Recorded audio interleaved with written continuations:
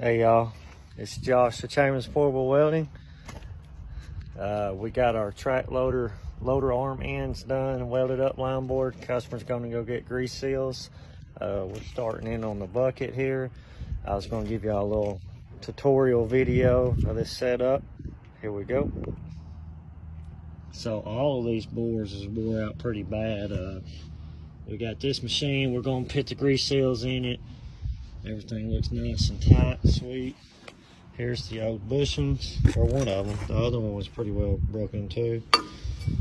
Over here, we got the bar set up. I got the hose, these inside hose welded all the way up. We do kind of like a rough polishing on the faces until we start cutting, and then I'll clean the faces up with the cutter. I usually leave like a 1/4 inch or so of this hole not welded so your cones go in good. Once we get set up, hose welded up, we cone off of it, tighten the bar up, and then we just find reference points to make sure the bar's in line. So like right there, you see that dash or hash mark? We got 5 1/16. And then over here, we got 5 1/16. So the bar's pretty well in line.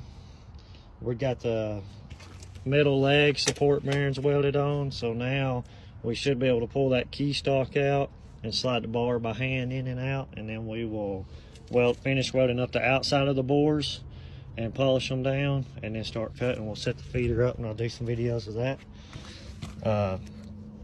What you want, hopefully, once you weld your bearings on, is that your bearings didn't draw and pull a tension against your bar. So see, that's kind of what you want right there. Everything's welded up good, the bearings are welded up good, nothing's in a bind, and it's all slip fit. All right, let's get the welding the outside bearing hose up and get bearings on.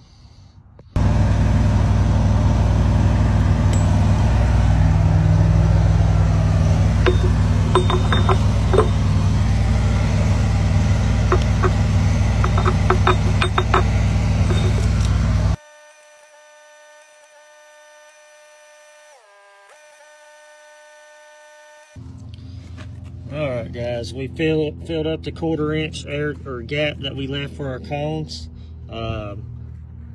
We built it all the way out, and I'll take my polishing pad and kind of buff this down, but not all the way to the boss, just give us a reference points when we're setting our cutter for the initial cuts.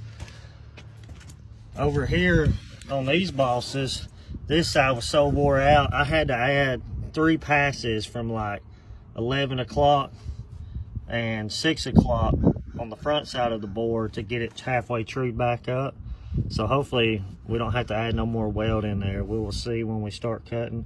Either way, that's another thing. When you're setting your cones, your bearings up, always leave you enough room if you got to get back in the bore and put some more weld in the bore, because you bring them in too tight and then you'll get yourself in a jam. So now we'll slide the bar back through this side, leave it hanging out on the outside of the bore. So slide our feeder bearings on, get them welded on, and get to cutting.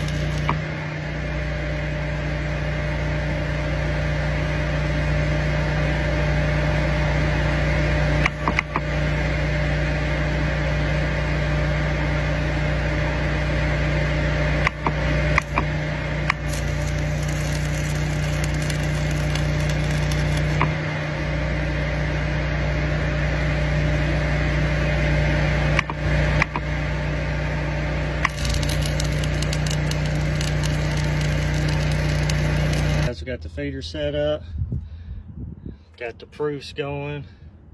We're fixing to start cutting. One cool thing about this remote is now, I'd have to take that whole drive and feeder unit and put it on this side, and to hook it up, it'd have to pretty well be upside down or at a 90 degree instead of straight up and down like it is now. Now I can just come with the remote while we're cutting these hose, and I don't have to keep walking back and forth and working the controls on the feeder.